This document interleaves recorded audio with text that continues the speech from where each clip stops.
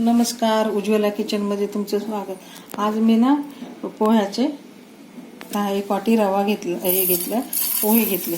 आता पाणी झालं 2 पाण्याने धुवून घेतले मी पोहे। आता हे बघा 3 पाण्यात मिक्सरच्या भांड्यात हे पोहे। आता अर्धी वाटी रवा घालते याच्यात।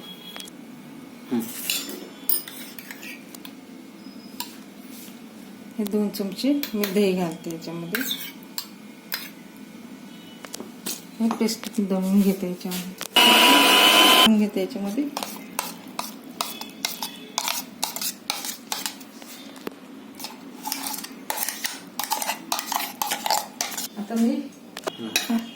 आता मी शेंगदाणे चटणी करते। त्यासाठी हिरव्या मिरच्या, हा लसूण आणि शेंगदाणे, शेंगदाण्याची चटणी करते। शेंगदाणे थोडे।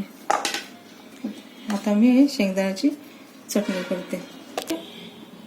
डोसा बरोबर खायला मी डोसे बनवते ना चटणी, त्यासाठी तेल मोहरी घालते,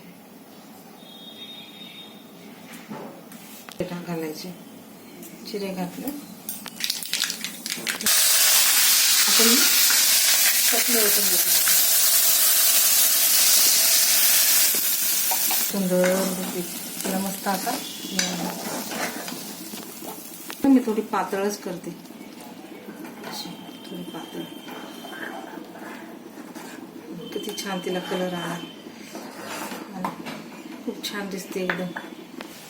आता मीठ घालते मी ह्याच्यात, 1 चमचा मीठ घातलं।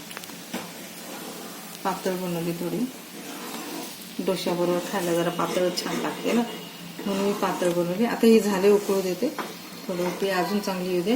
आणि आता डोसे करायला घेते। मस्त हे बघा रवा आणि पोहे चांगले फुगले वगैरे रवानी जरा हे केलं।